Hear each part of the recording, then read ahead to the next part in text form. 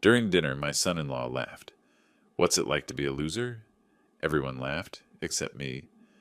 I just smiled and asked, "How does it feel to know that this loser will no longer be paying your bills?" The moment those words left my mouth, my brother-in-law's face turned pale, and the family table turned into a battlefield. You won't believe what he did next. Before we continue, please subscribe to the channel and let us know where you are listening in the comments. "You know, Mark," my son-in-law Sheldon said, swirling the expensive Cabernet in his glass, "retirement must be nice. No pressure, no deadlines, no real responsibilities." I set down my fork carefully, the prime rib growing cold on my plate. Around the polished mahogany table, the one I'd helped Caroline pick out last year, candles flickered in crystal holders. My daughter had outdone herself tonight, celebrating Sheldon's promotion to regional sales manager.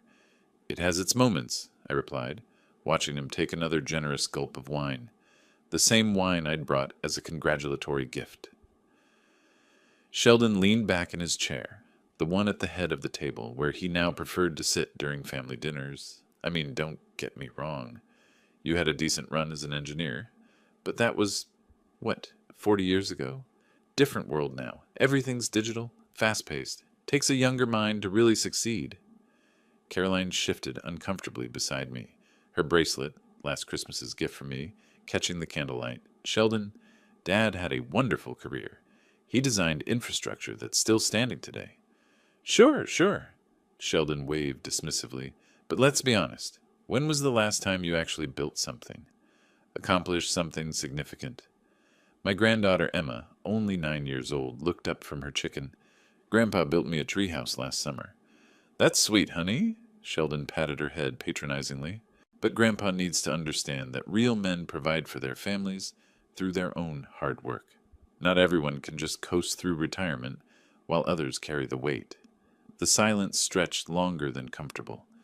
Caroline's nervous laugh filled the void. "Maybe we should talk about something else. Emma, tell Grandpa about your piano recital." But Sheldon wasn't finished. The promotion had inflated him like a balloon, and the wine was making him bold. "Actually, I've been thinking. Now that I'm making real money, 6 figures mark, it might be time for everyone to start pulling their own weight." I knew exactly what he meant. 15 years of mortgage help, school tuitions, car payments, medical bills. 15 years of watching him spend money like water while I quietly covered the shortfalls. "Take Caroline, for instance," he continued, gesturing toward my daughter. "She's been out of the workforce so long, living off, well, let's call it family charity. Maybe it's time she rejoined the real world." Caroline's face went pale. She knew, as I did, that their lifestyle depended entirely on my quiet support. The private school uniforms hanging in the mudroom, the lease on Sheldon's BMW, the kitchen renovation they'd completed last fall, all impossible without my help. Tommy, my 12-year-old grandson, sensed the tension. "Are we in trouble, Dad?" "No, son, but it's important to understand the difference between earners and dependents, between providers and—" He looked directly at me. "Those who've given up trying." The insult hung in the air like smoke. Caroline reached for her wineglass with trembling fingers. The children exchanged worried glances. Sheldon leaned forward, emboldened by what he mistook for my silence. "I don't mean to be harsh, Mark, but someone needs to ask the hard questions. When was the last time you contributed something meaningful? When did you last feel the satisfaction of earning your own way instead of just existing?" He paused for effect, savoring what he believed was his moment of dominance. "How does it feel to be a failure?" The question landed like a physical blow. Caroline gasped. Tommy's fork clattered against his plate. Emma started to cry, but I didn't flinch. Instead, I took a slow sip of water, set the glass down precisely, and looked Sheldon directly in the eyes. "How does it feel?" I said, my voice steady and clear. "To know this failure won't be paying your bills anymore?" The color drained from Sheldon's face faster than wine from a broken bottle. Caroline's hand flew to her mouth. The children stared in confusion as their father's triumphant expression crumbled into something approaching panic. I continued eating my dinner, cutting each piece of meat with deliberate care while the table sat in stunned silence. Outside, darkness was settling over the suburban neighborhood, and I could hear the distant sound of a neighbor's dog barking. After what felt like an eternity, I wiped my mouth with the linen napkin, stood, and kissed Emma and Tommy goodbye. Thank you for dinner, Caroline. It was delicious. I walked to the front door, grabbed my coat from the closet, and stepped into the cool March evening, leaving behind a table full of people, finally beginning to understand what 15 years of quiet generosity had actually meant. The 15-minute drive home passed in silence, my hands steady on the steering wheel, despite the storm brewing inside.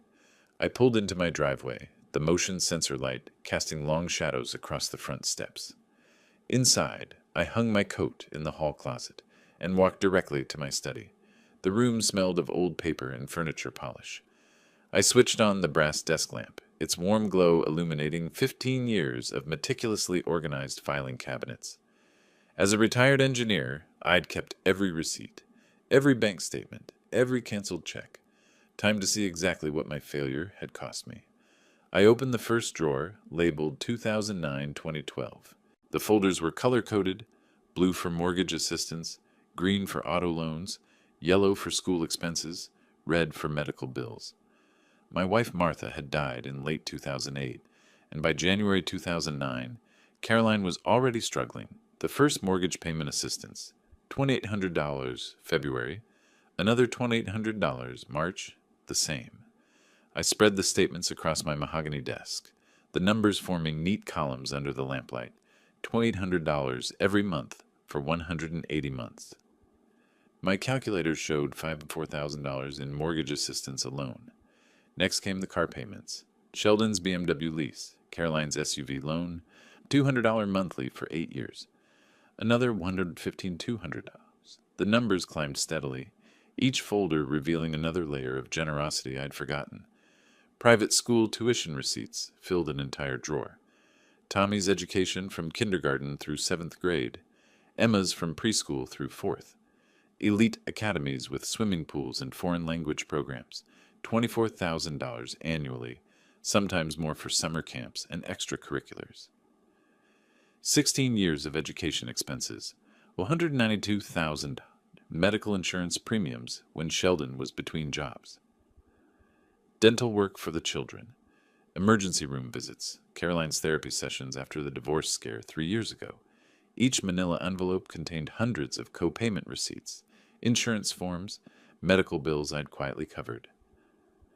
$8,000 yearly for 15 years, $120,000. I found vacation receipts tucked behind insurance papers. Disney World, 2015. European Cruise, 2018. Ski lodge rentals in Aspen. Christmas presents. Emergency car repairs. The down payment for Caroline's kitchen renovation. Another $45,000 in miscellaneous support. The final tally made me sit back in my leather chair. $976,200. Nearly $1 million.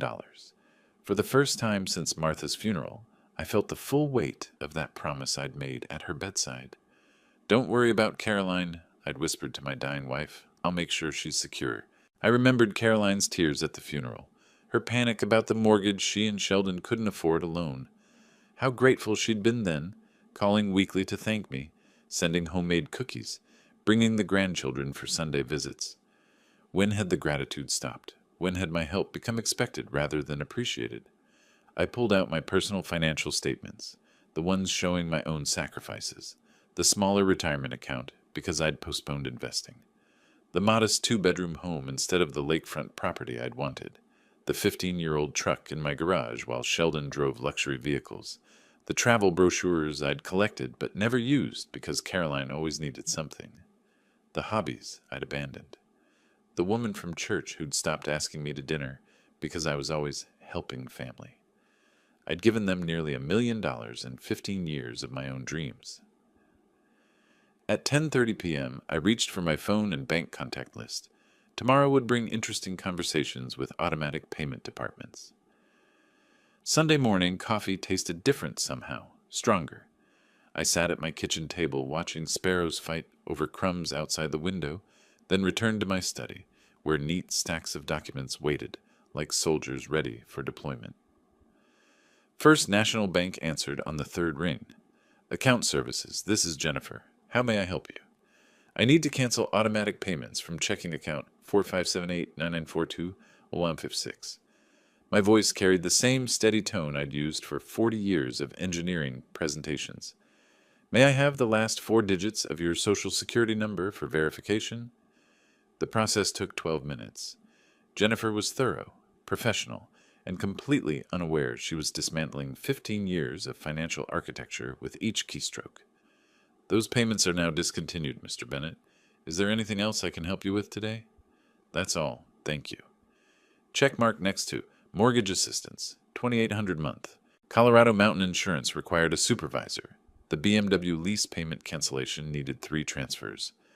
Each call followed the same pattern: polite verification, efficient processing, confirmation numbers I dutifully recorded in my notebook. By 11:15 a.m., I'd crossed off 8 items from my list. The phone rang at 11:47. "Dad?" Caroline's voice carried confusion rather than panic. "Not yet. Something weird happened with our mortgage payment. The bank called saying there were insufficient funds in the account, but that doesn't make sense because you assumed I'd keep paying forever." Silence stretched between us like a taut wire. "What do you mean?" Her voice climbed half an octave. "Exactly what I said last night. I'm no longer covering your expenses." "But Dad, you can't just... The mortgage, the insurance, Tommy's school, all discontinued as of this morning." I could hear her breathing quicken. "This isn't funny. We'll lose the house. Then you'll need to figure out how to pay for it yourselves." The line went dead. My notebook showed 6 more calls to make. The utility companies were surprisingly efficient.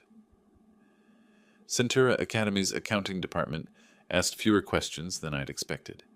Each confirmation number went into my log with mechanical precision. Caroline called back at 12:23 p.m., her voice now tight with genuine fear. "Dad, please, I don't understand what's happening. The school called, the insurance company, even the electric company. They're all saying our payments were declined because I canceled the automatic transfers from my accounts." "Your accounts?" The question came out as a whisper. "Did you think these payments materialized from thin air, Caroline?" Another silence. Then, "But we never asked you to." "You never asked because you never had to. I simply did it. We can't afford..." She stopped herself. "Yes, that's the point." At 12:31, my phone rang again. This time, Sheldon's voice came through with forced authority. "Mark, whatever game you're playing needs to stop right now." "No game, just reality. You can't destroy our family because your feelings got hurt at dinner." "I'm not destroying anything. I'm simply stopping my financial support. You wanted to know how it feels to be a failure? Figure out your own bills." His silence lasted longer than Caroline's had. The final call on my list was to my financial advisor. Monday morning, we'd discuss redirecting those monthly payments into my long-neglected retirement fund. Outside, the sparrows had found more crumbs. At 1:15 p.m., the familiar sound of Sheldon's BMW pulling into my driveway broke the afternoon quiet. Through my living room window, I watched him slam the car door with unnecessary force, while Caroline emerged from the passenger seat, clutching her purse like a lifeline. They marched up my front walkway with the determined stride of people convinced they held the moral high ground. I opened the door before they could knock. "We need to talk." Sheldon pushed past me without invitation, Caroline trailing behind with red-rimmed eyes. "Please come in," I said to their backs. Sheldon positioned himself in the center of my living room like a general claiming territory. "This ridiculous tantrum of yours ends now. You will call those banks immediately and restore every single payment." "No, I won't." His face flushed crimson. "You can't just cut us off without warning. There are legal obligations, verbal contracts. Show me the contract where I agreed to pay your bills forever." Caroline stepped forward, her voice trembling. "Dad, please, think about what Mom would want. Remember what you promised at her funeral?" The mention of Martha hit like a cold wind. But I'd expected this tactic. "I promised to help you get stable. 15 years and nearly $1 million later, you're less stable than when we started." $1 million? Caroline's whisper barely carried across the room. I walked to my desk, retrieved my calculator and notebook. $976,200, mortgage assistance, car payments, insurance, school tuition, medical bills, vacations, emergencies. Should I break it down by category? Sheldon's bluster faltered for exactly 3 seconds. Then, "That's impossible. We never asked for that much." You never asked for anything. You simply expected it. Caroline sank onto my couch, her face pale. But the children, Tommy's baseball league, Emma's dance classes, will continue. But I'll pay those directly from now on. No more money flowing through you and Sheldon. You can't divide the family like that, Sheldon snapped. We're a unit, a team. Teams require mutual respect. When did either of you last thank me for anything? The question hung unanswered in the afternoon air. Caroline's tears started slowly, then built to the desperate sobs I remembered from her teenage years. I didn't know it was so much. I thought you wanted to help. I thought it made you happy. It did, until you stopped appreciating it and started demanding it. Sheldon began pacing my carpet like a caged animal. Fine. You want gratitude? Thank you. There. Now restore the payments. Gratitude doesn't work retroactively, Sheldon. His pacing stopped. For the first time since entering my house, he looked genuinely worried rather than merely angry. What exactly do you want from us? I want you to figure out how to live within your means. I want my grandchildren to see their parents working for what they have, instead of expecting handouts. I want to be treated like a father and grandfather, not an ATM. Caroline looked up through her tears. What if we can't? What if we lose everything? Then you'll learn what failure actually feels like. The silence stretched until even the afternoon shadows seemed to hold their breath. Sheldon straightened his shoulders, retrieving some of his corporate composure. We'll see about this. There are lawyers who specialize in elder financial abuse. I almost smiled. Please call them. I'd love to explain how I've been financially abused for 15 years. They left without another word, Sheldon's BMW roaring to life with more aggression than the engine probably appreciated. I stood at my window, watching them disappear down the street, and realized my hands were shaking. Silence filled my house like water flooding a broken dam. I collapsed into my leather armchair, the one Martha had given me for our 20th anniversary, and stared at the wedding photo on the mantel. Caroline's radiant smile, Sheldon's humble bow tie, Martha's glowing face beside me. That was 2007. Sheldon worked at a small insurance company then, drove a 10-year-old Honda, and called me sir with genuine respect. Mr. Bennett, he'd said during our first private conversation, I want you to know I'll take good care of Caroline. I may not have much now, but I'm working hard to build something worthy of your daughter. The humility in his voice had been real. I'd believed him. 2 years later, Martha was gone. Cancer took her in 4 brutal months, leaving Caroline devastated, and Sheldon scrambling to manage their modest mortgage on his entry-level salary. The 2009 recession had just hit, and his company was laying people off. At Martha's funeral, Caroline collapsed against my chest. Dad, I don't know how we'll manage. Sheldon's job isn't secure, the house payments. Don't worry, I'd whispered, holding my grieving daughter. I'll help until you get stable. Until you get stable. Not forever. Those first years, Sheldon's gratitude was overwhelming. Handwritten thank you notes. Weekend visits where he'd fix my gutters or mow my lawn. Caroline called twice, weekly, just to check on me, bringing the grandchildren for Sunday dinners. Dad, you're literally saving our lives, she'd say, tears in her eyes. We'll pay you back when things improve. The first mortgage payment, $2,800. Just 6 months, Sheldon promised, until I get promoted. The car loan help, $450 monthly, just until we build some equity in the house. Tommy's private school tuition, $2,000 monthly, just for kindergarten, to give him a strong foundation. Each just until became permanent. Each temporary measure became expected. By 2012, the thank you notes had stopped. Sheldon's weekend visits became occasional appearances where he'd drink my beer and complain about his boss. Caroline's grateful calls became monthly requests for additional help. Dad, can you cover Emma's dance classes? It's only $200 a month. Dad, the kids need new computers for school. Dad, our vacation rental fell through. Can you help with a different place? The word please disappeared first, then thank you. Finally, even can you became you need to. By 2018, Sheldon had stopped acknowledging my contributions entirely. At neighborhood barbecues, he'd brag about his house renovations, his children's private education, his successful lifestyle. When neighbors complimented his BMW, he'd beam with pride about his smart financial planning. Caroline began defending him over me. When I gently suggested they try managing some expenses independently, she'd respond with irritation. Dad, you don't understand modern family dynamics. Sheldon's under enormous pressure at work. The children have established routines. You can't just disrupt everything because you're feeling unappreciated. Unappreciated. The word hit like a physical blow. Last Christmas, neither of them acknowledged my support. Sheldon gave a toast about his hard work providing for the family.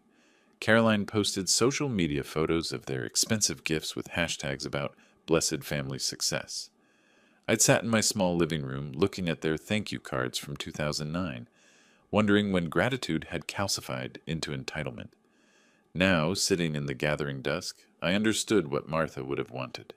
Not endless enabling, but dignity. Not unlimited generosity, but respect. Outside, shadows stretched longer across my front yard, and somewhere in the distance, a phone began ringing. 3 days passed like watching dominoes fall in slow motion. Monday morning brought the first bank notifications. Caroline called at 9:47 a.m., her voice thin with panic. Dad, they're saying our mortgage payment failed. There's a $75 penalty fee. The bank wants $28.75 by tomorrow, or they'll start foreclosure proceedings. I said nothing. The silence stretched until she hung up. By noon, Sheldon's BMW lease company had left 2 voicemails about their missed $650 payment. Caroline's SUV loan, another $480 monthly, bounced with a $50 penalty. Their homeowner's insurance lapsed at 3 p.m. when the automatic payment failed. Tuesday brought deeper water. Caroline called again, this time with Sheldon shouting in the background.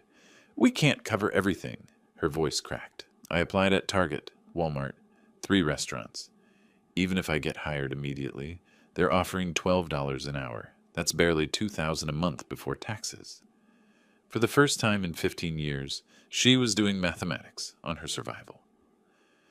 Wednesday afternoon, I drove past Centura Academy during pickup time. Tommy and Emma stood with other children whose tuition payments had cleared. The school had called Caroline that morning. $4,800 due immediately, or the kids would be withdrawn by Friday. That evening, my neighbor, Mrs. Payne, mentioned hearing raised voices from Caroline's house during her walk. Seems like financial troubles, she said sadly. The young man was yelling something about credit cards being maxed out. Thursday brought the crescendo. Caroline's third call came at 2:15 p.m. Dad, please, I went to 5 interviews yesterday. McDonald's, a cleaning company, a grocery store. They all want references from recent employers. I haven't worked since 2009. Her voice had lost its demanding edge, replaced by something I hadn't heard in years. Humility. Sheldon tried to pay the mortgage yesterday. Our account has $3,000. The payment is $28.75. He paid it, then realized we couldn't cover utilities, groceries, or gas for the cars. He had to call the bank back and cancel the payment. I remained silent. The BMW lease company scheduled a repossession for Monday. They're taking Sheldon's car unless we pay $650, plus a $200 reinstatement fee. More silence. Dad? Her voice became very small. I think we're going to lose everything. Yes, I said quietly. You probably are. She started crying then. Deep, painful sobs that reminded me of her teenage heartbreaks. But this wasn't teenage drama. This was adult consequence. Friday morning, I sat in my study reviewing my redirected financial plan. Those monthly payments I'd been making would go toward the European river cruise. Martha and I had planned before she got sick, the Italian cooking classes, the photography workshop in Scotland. My phone rang at 11:30. Sheldon this time. Mark, his voice had none of its previous arrogance. We need to talk. We've talked. No, we need to really talk. As adults. About how we can fix this situation. You mean how I can fix your situation? A long pause. Yes, that's exactly what I mean. At least he was finally being honest. Come over Sunday afternoon, all of you. Bring the children.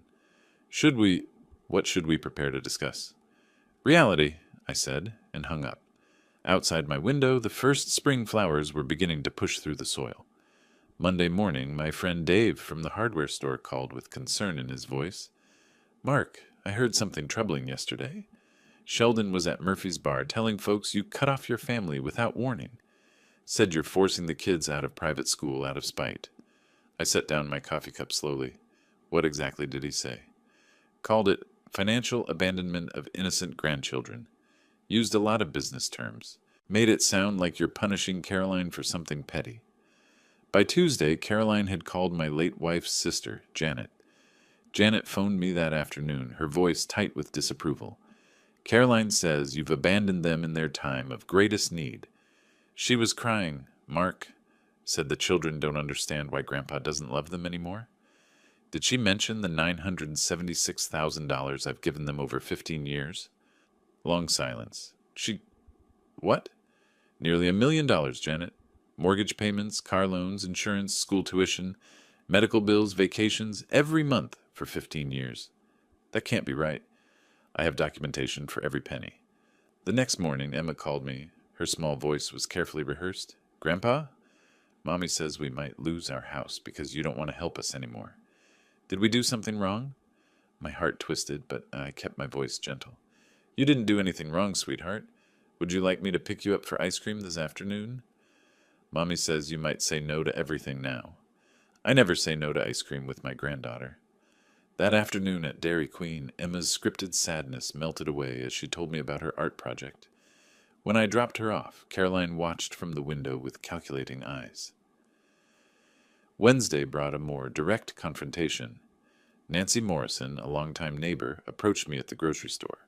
Mark Bennett, I'm ashamed of you. Her voice carried across 3 aisles. Cutting off your own daughter when she needs you most? What would Martha think?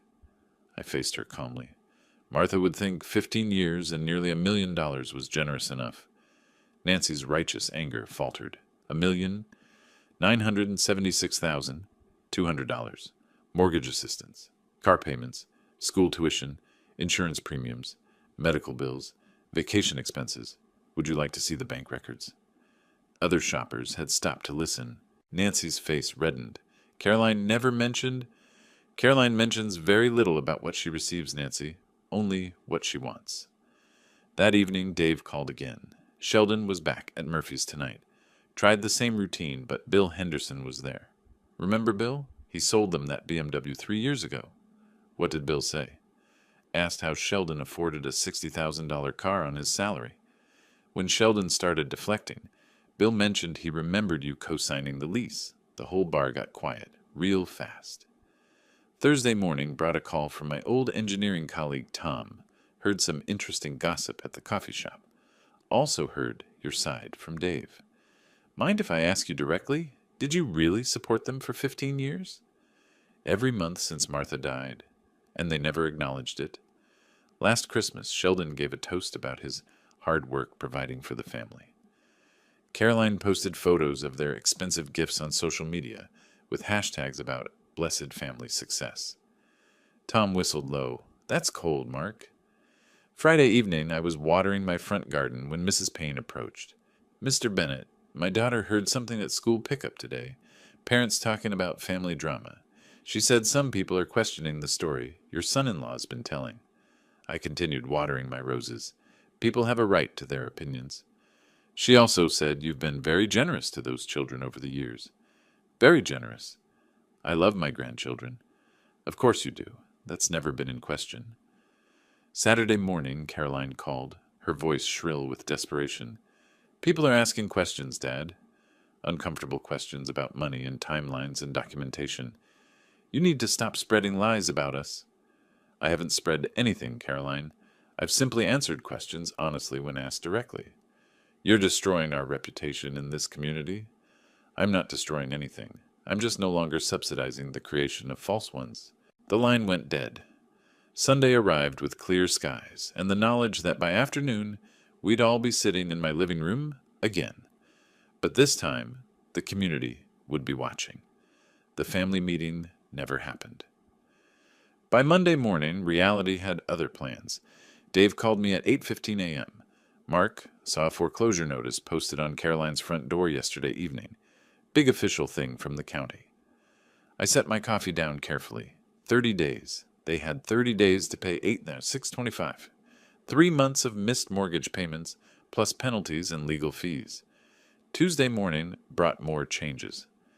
Caroline's BMW was gone from their driveway, replaced by a 10-year-old Honda Civic. Mrs. Payne mentioned seeing Sheldon at the Honda dealership looking defeated, while Caroline filled out paperwork. The monthly savings must be significant, she observed.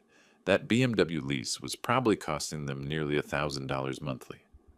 Wednesday afternoon, I stopped by the grocery store and saw Caroline behind the checkout counter. She wore a blue vest with a name tag, scanning items with mechanical precision. When Mrs. Patterson approached her lane, Caroline's face flushed deep red. "Caroline? Dear, I didn't know you were working here." "Started Monday," Caroline replied, not meeting her eyes. "Paper or plastic?" Her shift ended at 6 p.m.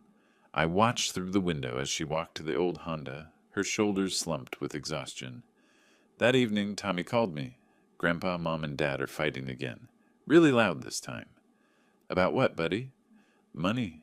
Dad said Mom's job doesn't pay enough to matter. Mom said Dad never made enough either. Then they said mean things about you." "What kind of mean things?" "That you ruined everything on purpose." But then Mom started crying and said, maybe they ruined it themselves? Thursday morning brought the sound of raised voices from their house during my morning walk. Through the thin walls, I caught fragments. 8 hours on my feet for peanuts. Never appreciated what we had. Your pride got us into this mess. 15 years of handouts, and now... The arguing stopped abruptly, replaced by the sound of a door slamming and Sheldon's Honda starting up. That afternoon, Emma visited me, her usual cheerfulness replaced by worry. "Grandpa, why is everything different now?" I settled her at my kitchen table with cookies and milk. "What feels different, sweetheart?" "Mom's always tired and sad. Dad gets angry about everything. They talk about losing our house. Tommy heard them say we might have to change schools." "How do you feel about that?" "Scared, but also," she hesitated, "also like maybe they should have said thank you more." Out of the mouths of babes. Friday evening, I was reading in my study when my doorbell rang. Sheldon stood on my porch alone, his corporate confidence completely absent. His usual pressed shirt was wrinkled, his tie loosened, his face showing exhaustion I'd never seen before. "Mark, I need to talk to you. Just the two of us." Man to man. I invited him into my living room, the same room where he'd demanded I restore payments just 2 weeks ago. He sat heavily in the chair, his hands clasped tightly between his knees. "The foreclosure is real. 30 days. Caroline's working 40 hours a week for $13.50 an hour. After taxes, that's maybe $1,100 a month. I'm bringing home about $5,800 monthly. The mortgage alone is $2,875. He looked up at me with something approaching humility. "We can't make it work. Not even close. We never could we? Without you, I mean." "No," I said quietly. "You never could. I've been thinking about something you said about earning respect versus inheriting it." His voice cracked slightly. "I never earned anything, did I? The house, the cars, the kids' schools, none of it was really mine." "What do you want from me, Sheldon?" "I want to know if there's a way back from this. Not back to how things were, but forward to something better." Outside, the streetlights were beginning to flicker on as darkness settled over our suburban neighborhood. Saturday afternoon, I was organizing my financial documents when the doorbell rang. Caroline stood on my porch in her blue grocery store vest, her face streaked with tears and exhaustion. "Dad, please. We need to talk about Tommy and Emma." She looked different, smaller somehow. The entitled confidence I'd watched grow over 15 years had crumbled, leaving behind the frightened daughter I remembered from Martha's funeral. I invited her into the living room. She collapsed into the same chair where Sheldon had sat the night before, her hands shaking as she pulled off her work name tag. 4 days, she whispered. 4 days until they complete the foreclosure. Tommy keeps asking if we're really going to lose the house. Emma had nightmares last night about moving to a strange place. What do you want from me, Caroline? I want my children to have stability. I want them to finish the school year with their friends. I want Emma to sleep through the night without crying about leaving her bedroom. She looked up at me with eyes that held no trace of manipulation, only raw, maternal desperation.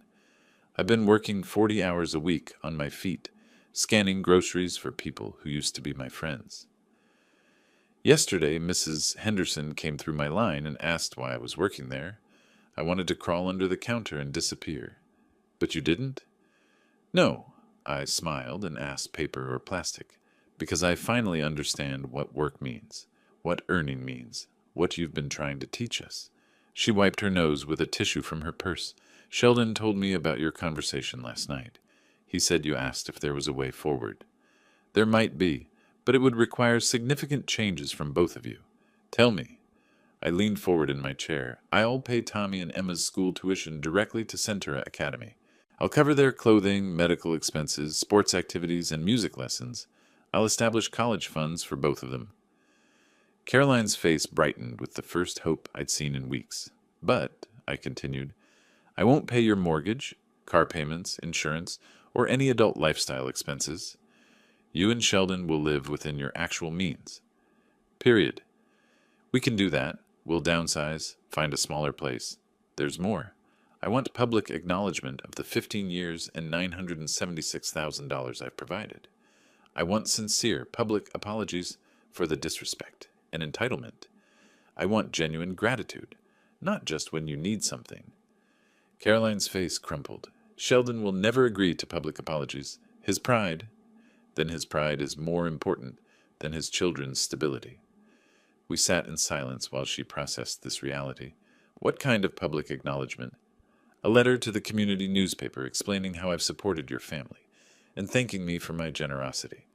An honest Facebook post about 15 years of financial help. Face-to-face apologies to the people you've lied to over the past 2 weeks. And if we do this, all of it, your children will have educational security and grandfather's love. You'll have a relationship with me based on honesty and mutual respect, but you'll also have a lifestyle limited by what you and Sheldon actually earn. Caroline covered her face with her hands. I don't know if I can convince him. You have 48 hours to decide. After that, the offer expires. She stood slowly, her grocery vest wrinkled from the long day. At the door, she turned back. Dad, thank you for still caring about Tommy and Emma. I never stopped caring about any of you, Caroline. I just stopped enabling you. After she drove away in the old Honda, I sat in my living room watching the evening news. Somewhere across town, a very difficult conversation was about to begin. Caroline's Honda pulled into their driveway at 5:30 p.m. Through my neighbor Dave's later account, I learned how the evening unfolded. Sheldon was heating leftover pizza when Caroline entered the kitchen, still wearing her grocery vest. He looked up from the microwave, noting her red-rimmed eyes and exhausted posture. Where have you been? Your shift ended at 3. I went to see Dad. The microwave beeped in the silence that followed. Sheldon pulled out the steaming pizza, set it on the counter, and turned to face his wife fully. You went behind my back after everything we discussed about handling this together? We're out of time, Sheldon. 4 days until foreclosure. The children are terrified. I had to try something. Caroline sank into a kitchen chair, pulling off her name tag with trembling fingers. He's willing to help, but there are conditions. What kind of conditions? He'll pay for Tommy and Emma's school, clothes, activities, medical expenses. He'll set up college funds for both of them. Sheldon's face brightened. That's fantastic. When does he restart the mortgage payments? He doesn't. We have to live on what we actually earn. The brightness faded instantly. That's impossible. You know our expenses. He wants something else, too. Caroline's voice dropped to barely above a whisper. Public apologies. Acknowledgement of the 15 years and $976,000 he supported us. Sheldon's face went white, then red. He wants me to humiliate myself, publicly admit I've been... What, a charity case? Sheldon, he spent nearly $1 million on us. $1 million.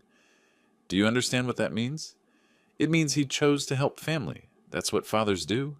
Caroline stood up slowly, her grocery vest wrinkled and stained. No, that's what saints do. And we treated him like an ATM. From upstairs came the sound of Tommy's voice calling down, Mom? Dad? Why are you yelling? Both parents stopped, realizing their voices had risen. Emma appeared at the top of the stairs in her pajamas, rubbing her eyes. Are you fighting about Grandpa again? Caroline climbed the stairs to comfort her daughter, while Sheldon paced the kitchen, his hands clenched into fists. When Caroline returned 20 minutes later, she found him staring at the foreclosure notice on the counter. "I won't do it," he said without looking up. "I won't stand in front of our neighbors and admit I'm a failure who couldn't provide for his own family." "Then what's your solution? Where are we going to live? Where will the children go to school?" "We'll figure something out. Get a loan. File for bankruptcy. Something. Anything but crawling to your father and begging forgiveness for imaginary sins." Caroline pulled out her phone and opened the calculator app. "Okay, let's figure it out. Our combined monthly income is $6,900. The mortgage is $2,875. That leaves $40.25 for everything else." She continued typing numbers. "Car payment for the Honda, $350. Insurance, $250. Utilities, $300. Groceries, $600. Gas, $200. That's $1,600, leaving us $2,625. See? We can make it work. I haven't added the children's expenses yet. Tommy's baseball league, $120 monthly. Emma's dance classes, $80. Both kids' school supplies, clothes, medical copays, birthday parties, Christmas gifts." Caroline's voice cracked. "Sheldon, we can't afford our children." Through the thin walls, Tommy's voice drifted down again. "Mom, Emma's crying. She says we're going to be homeless." Caroline looked at her husband with eyes that held no trace of the entitled woman who had demanded her father restore their payments 2 weeks ago. "We have 36 hours to decide. Dad's offer expires Monday at noon." She walked upstairs to comfort her children, leaving Sheldon alone in the kitchen with the foreclosure notice and a calculator that couldn't make their impossible mathematics work. Monday morning at 10:15, the Honda pulled into my driveway carrying all 4 of them. Through my front window, I watched Sheldon emerge from the passenger seat with the defeated posture of a man who'd spent the night staring at ceilings. Caroline knocked on my door, flanked by Tommy and Emma in their school clothes. Sheldon stood behind them, his business shirt wrinkled, his eyes rimmed with exhaustion. "Dad, we need to accept your offer, all of it." I invited them into my living room. The children settled on my couch, while Caroline took the same chair she'd occupied Saturday. Sheldon remained standing, his hands clasped behind his back, like a defendant awaiting sentencing. "The bank called this morning," Caroline continued. "Foreclosure completes at 3 p.m. unless we pay $8,625. We don't have it." Emma tugged on my sleeve. "Grandpa, are we really going to lose our house?" "Not if I can help it, sweetheart." Sheldon cleared his throat. "Mark, I need to say some things." He walked to my mantel, studying the wedding photo of Martha and me, then turned to face his family. 15 years ago, you offered to help us temporarily. I took that help and turned it into a permanent arrangement without ever acknowledging what you were sacrificing." His voice cracked slightly. "I told people the house renovations were from my success at work. I bragged about the cars like I'd earned them. I let Tommy and Emma think their grandfather was just being nice instead of being their actual provider." Caroline reached over and took Emma's hand. "Dad, I owe you apologies too. I took your generosity and treated it like inheritance, like something I deserved instead of something you chose to give." "You paid our mortgage for 15 years, Sheldon added. $504,000. You paid our car loans, insurance, school tuition, medical bills, vacations, Christmas gifts, birthday parties, dance classes, baseball leagues." Tommy looked up with wide eyes. "Grandpa paid for my baseball." "Grandpa paid for everything," Caroline said quietly. "Almost $1 million over 15 years. Emma's small voice cut through the heavy air. "Why didn't you tell us?" Caroline's face reddened. "Because we were ashamed, not of Grandpa's help, but of how we acted like we didn't need it." I leaned forward in my chair. "If I help you keep the house today, things will be different. I'll pay Tommy and Emma's school tuition directly to Centura Academy. I'll cover their medical expenses, clothing, activities, and college funds, but I won't pay your mortgage, car payments, or any adult lifestyle expenses. You'll live on what you actually earn." Sheldon nodded slowly. "We understand." "There's more. I want public acknowledgement. A letter to the community newspaper thanking me for 15 years of support. Social media posts expressing genuine gratitude. Face-to-face apologies to the neighbors you've lied to." "When?" Caroline asked. "This week. Before Saturday." Sheldon's jaw tightened, but he nodded again. "What else?" "Monthly family dinners here. Not to report your finances, but to maintain proper relationships. To remember that family means respect, not entitlement. I stood and walked to my desk, pulling out my checkbook. I'm going to call First National and arrange an emergency payment, but this is the last mortgage payment I ever make for you. After today, you sink or swim on your own income. As I dialed the bank, I heard Emma whisper to her mother, "Are we going to be okay now?" Caroline's voice was soft but certain. "Yes, sweetheart, we're going to be just fine." For the first time in 15 years, I believed she was right. 3 months later, on the third Saturday of June, they arrived for our monthly family meeting at exactly 2 p.m. Caroline had been promoted to shift supervisor at the grocery store, earning $15.50 an hour. Sheldon had learned to balance their budget without expecting miracles. "Grandpa!" Emma bounded through my front door in her soccer uniform, grass stains on her knees and a medal around her neck. "Look what I won at the tournament." "That's wonderful, sweetheart. Tell me about the winning goal." While Emma regaled me with athletic heroics, Tommy showed me his report card, straight A's, and a note from his teacher, praising his improved attitude and confidence. Caroline set a manila folder on my coffee table. "Dad, here's this month's budget review. We're covering the mortgage, utilities, groceries, and car payment entirely from our combined salaries. We even started a small emergency fund." Sheldon, who 3 months ago couldn't look me in the eye, now contributed to our discussions with genuine respect. "Mark, I wanted to ask your advice about a potential promotion opportunity at work. The regional director position might open up next quarter. What would it involve?" "More responsibility, better salary, but also travel. I wanted to make sure Caroline and I could handle the children's schedules if I'm away occasionally." I opened my own folder, organized with typical engineer precision: Tommy's soccer league fee, paid directly to Colorado Youth Sports; Emma's piano lessons, handled through Mountain Music Academy. Both children's dental checkups are scheduled for next month, covered under my family plan. Caroline smiled, a genuine expression I hadn't seen in years. "Dad, I can't thank you enough for keeping their lives stable while we figured out how to be actual adults." "Speaking of being adults," Sheldon added, "we completed the community service hours Judge Martinez assigned after our public apology letters. Volunteering at the food bank was enlightening. We met families genuinely struggling, not just living beyond their means like we were." Emma tugged on my sleeve. "Grandpa, can we show you the thank you cards we made?" Both children produced construction paper cards, decorated with glitter and heartfelt messages. Tommy's read, "Thank you for taking care of us, even when Mom and Dad forgot to say please." Emma's was simpler. "I love you, Grandpa. You're the best." These weren't coached expressions or guilt-driven apologies. These were the authentic words of children who finally understood what love and security actually meant. "There's something else," Caroline said quietly. "Sheldon and I have been talking about eventually buying a smaller house, something we can actually afford on our own income. Not immediately, but maybe in 2 years when we've built more savings." "That sounds like good planning," Sheldon nodded. "We want to prove we can stand on our own feet. Not because we don't appreciate your help with the kids, but because we need to respect what you've already given us." As the afternoon wound down, Tommy asked the question that summarized everything. "Grandpa, are you proud of us now?" I looked around my living room at my daughter, who had learned the value of work, my son-in-law, who had swallowed his pride for his children's sake, and my grandchildren, who finally understood gratitude. "Yes, Tommy, I'm very proud of all of you." They left as the sun was setting, Emma's hand in mine as I walked them to their car, the same Honda that had replaced the BMW, but somehow it looked less like a downgrade and more like a choice made with wisdom.